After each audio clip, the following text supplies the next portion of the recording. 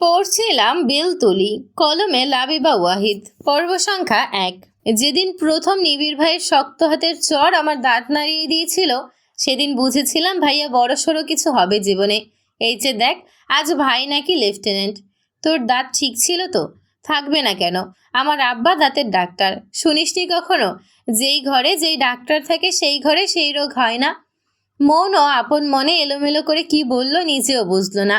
সে তখনও বাইরে ভার্সিটির সবচেয়ে সুন্দর ছেলেটার দিকে তাকিয়ে। ছেলেটার নাম আশিক।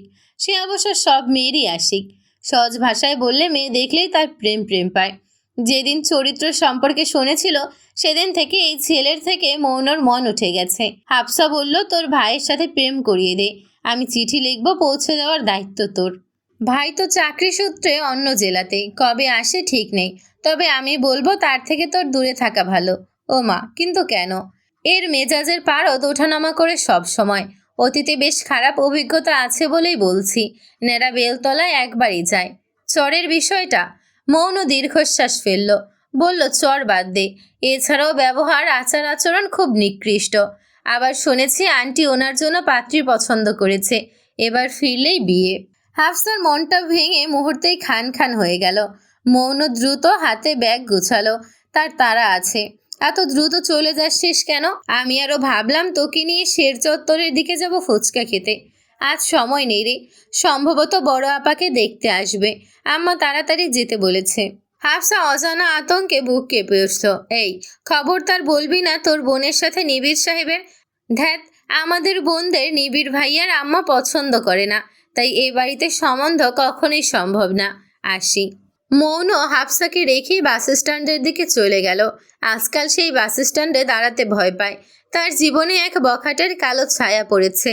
ছেলেটার নাম সিফাত। বেলতুলিতে কুখ্যাত সে। মৌন এদিক সেদিক তাকালো না, চুপ করে বাসে উঠে গেল। সৌভাগ্যবশত আজ এক ভদ্র মহিলার সাথে সিট পেয়েছে। কিন্তু এখানেও বিপত্তি। ভদ্রমহিলা কিছুক্ষণ পরপর জানালা দিয়ে মুখ বের করে ওয়াক ওয়াক করে বমি করছেন। মৌন নাকে রুমাল চেপে অন্যদিকে ফিরে আছে। বড় আপার রিমঝিমেরও এই বমির অভ্যাস আছে। সে বাছে উঠতে পারে না। বমি ইস্যুই। অত্যন্ত কোনো বখাটে তো আর তার পাশে নেই। এক বখাটে তার জীবন জাহান্নাম করে রেখেছে। ৫ টাকার ভাড়ায় গন্তব্যে আসতে বেশি সময় লাগলো না। আজ রাস্তাঘাট বেশ ফাঁকা। মৌন স্বস্তির নিঃশ্বাস ফেলে গলিতে ঢুকে গেল। গলি থেকে ১০ মিনিটের পথেই তাদের বাড়ি। রিমঝিম কতবার তার বাটন ফোনটা মৌনকে গুছিয়ে দিতে চেয়েছিল। আল্লাহ না করুক যদি রাস্তাঘাটে কোনো বিপদ হয়। কিন্তু মৌনও নিতে চায় না। হাফসাও একটা মোবাইল চালাতো, কিন্তু সেটা কোনোভাবে চুরি হয়ে গেছে। সেই থেকে তার মনের মাঝেও একই ভয় চেপে আছে। হাঁটতে হাঁটতে অদূরে দেখলো এক টয়োটা করোলা XY গাড়ি দাঁড় করানো। গাড়িটির পাশে লম্বাটে করে এক যুবক দাঁড়ানো। কিছু দূর যেতেই মৌন অবাক হলো। এটা যে নিবিড়, লেফটেন্যান্ট নিবিড় ইস্তিয়াক। উজ্জ্বল শ্যাম মুখে দুপুরের তপ্ত রোদ এসে পড়েছে। আগে ভাবতো আর্মিরা এতটা লম্বা কেমন করে হয়। কে জানতো নিবিড়ের মতো লম্বাটে মানুষটাও আর্মির একজন সদস্য হয়ে যাবে। নিবিড় বিরক্ত মুখ করে দাঁড়ালো। গাড়ির ইঞ্জিনে কিছু করার চেষ্টা চালিয়ে যাচ্ছে। তার বুঝতে বাকি নেই গাড়ি খারাপ করেছে। এই জন্যই মাঝপথে এভাবে দাঁড়িয়ে। নয়তো মৌনদের বাড়ি থেকে আরও কিছুটা ভেতরে তাদের বাসা। অবশ্য তাদের বাড়ি থেকে নিবিড়দের বাড়ি দেখা যায়। নিবিড় ঠিক কতদিন পরে এসেছে তার হিসাব মৌনর জানা নেই। তবে এই মুহূর্তে সে চাচ্ছে না নিবিড়ের সাথে এই ভর দুপুরে তার দেখা হোক। নিবিড়ের গা জ্বালানো কোনো কথা শুনুক, তার বাড়ি ফিরুক জঘন্য মেজাজ নেই। এই ভদ্রলোককে সে দারুণ অপছন্দ করে কিনা, সবই অতীতের বিভিন্ন তিক্ত অভিজ্ঞতার ফল। সহজ ভাষায় বলে নিবিড়ও তাকে অপছন্দ করে।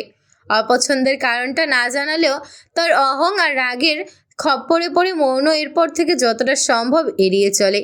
ট্রেনিংয়ে চলে যাওয়ার পর যখনই নিবিড় বাড়িতে আসতো, মৌন চতুরতার সাথে গা বাঁচিয়ে চলত। কি দরকার মুখোমুখি পড়ে খামোখা অপমানিত হওয়ার? এই যে গত বছর ঈদের কথা। নিবিড় এসেছে ঈদের পরের দিন। তার ডিউটির জন্য ঈদ চাঁদ রাত কিছুই আর আগের মতো নেই। তবুও ছুটি পেয়েছিল। মৌনও বেরিয়েছিল তাদের বাড়ি থেকে কিছুটা দূরে মাঠে যাওয়ার উদ্দেশ্যে। সেই মাঠে এলাকার ছেলেপেলেরা চটপটির স্টল দিয়েছে। বৃষ্টির কারণে ঈদের দিন না বেরোতে পারলেও পরদিন আকাশ মেঘলা ছিল। সালামির টাকা দিয়ে চটপটি খাবার চাইতে আনন্দের আর কি হতে পারে।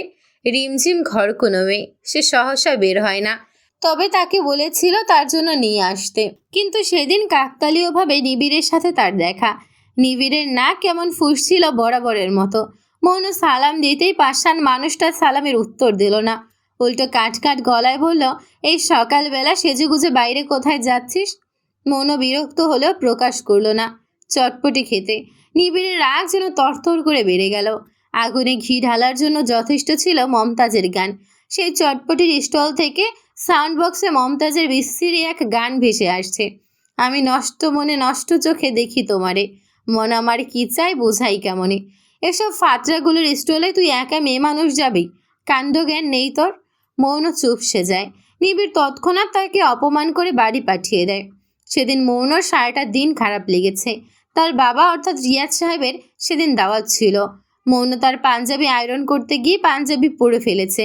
কাপড় ধুতে গিয়ে কলের সাথে মাথায় বাড়ি খেয়েছে। ছোট বোন এসার জন্য দুধ গরম করতে গিয়ে হাতে ছ্যাঁকা খেয়েছে। মৌন ব্যাগ দিয়ে মুখ লুকিয়ে নিবিড়কে অতিক্রম করতে নিচ্ছিল। অমনি রাস্তার ওপাশ থেকে নিবিড় ডেকে উঠল, মৌন! ব্যাস, যা হবার হয়ে গেল। মৌন বিরস মুখে পিছে ফিরল, এগিয়ে গিয়ে স্বভাবসুলভ সালাম দিল। আমাকে দেখে পালাচ্ছিলি? মৌন অস্বীকার করল, তারা আছে বাড়িতে, তাই আপনাকে দেখিনি। নিবিড়ের মুখের ভঙ্গি এক চিমটিও পরিবর্তন হলো না। তার হঠাৎ চোখ পড়ল মৌনের ব্যাগে থাকা পানির বোতলে। অনুমতিহীন সে বোতলটা নিয়ে যতটুকু পানি ছিল সবটা খতম করে খালি বোতল ফিরিয়ে দিল। এতক্ষণে মনে হচ্ছে সে কিছুটা স্বস্তি পেয়েছে।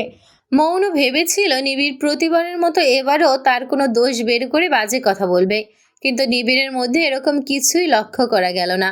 বাড়ি যা, কামরুল গেছে মেকানিক আনতে। মেকানিক আসা অবধি এই ননসেন্সটাকে নিয়ে এখানেই দাঁড়িয়ে থাকতে হবে। মৌন সুযোগ পেয়ে দ্রুত বাড়ি চলে আসলো। তার বুকটা কেমন ভয়ে এখনো ধুকপুক করছে। নিবিড় ভাইয়ের সম্মুখে দাঁড়ানো মানে বুকের কলিজা হাতে নিয়ে দাঁড়ানো। ভেবেছিল বাড়িতে এসে ফ্যানের নিচে আয়েশ করে বসবে, কিন্তু এসে দেখে কারেন্ট নেই। শুরু হয়ে গেল তার খারাপ দিনের সূচনা, যা নিবিড়ের সাথে দেখা হলে প্রতিবারই হয়।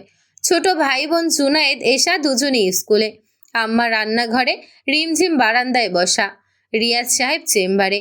মৌন বাড়িতে ফিরলে সবার আগে ফ্রিজ খোলে, কিন্তু আজ খোঁজার আগেই খাবার টেবিলে শরবত দেখতে পেল। পাত্রপক্ষ আসবে বিধায় আম্মা অর্থাৎ রাজিয়া শেখ শুকনো খাবারের পাশাপাশি জগে ট্যাঙের শরবত বানিয়ে রেখেছেন। যদি মেহমানরা রওনা দেয় তখনই ঝটপট নুডলস, পায়েস, সেমাই এসব করবেন, তাহলে খাবার গরম থাকবে, পরিবেশনা সহজ হবে। কিন্তু দেখা গেল কিছু কারণবশত আজ পাত্রপক্ষ আসলো না। রিয়াজ সাহেব কল দিয়ে জানালেন তারা আগামীকাল আসবে। আম্মার আর রান্না করা লাগলো না। ভাগ্যিস আগে থেকে রেঁধে রাখেনি, নয়তো কতগুলো খাবার নষ্ট হতো। সন্ধ্যার পর পর নিবিড়দের বাড়ি থেকে মিষ্টি আসে। সোফিয়া খানম অর্থাৎ নিবিড়ের মা নিজে কাজের লোক দিয়ে পাঠিয়েছে। মৌনর মা কারণ জানতে চাইলে কাজের ছেলে কামরুন বলল, নিবিড় ভাই আইছে, আজকাল রত্না আপারে দেখতে আসছে, বিয়ে মোটামুটি পাক্কা খালাম্মা। রাজিয়া শেখ যেন পছন্দ করলেন না এই খবর। দুই বাড়িতে ছেলে মেয়ে নিয়ে রেষারেষি চলছে। কে কার আগে ছেলে মেয়েকে বিয়ে দিবে সেই নিয়ে নীরব যুদ্ধ চলছে।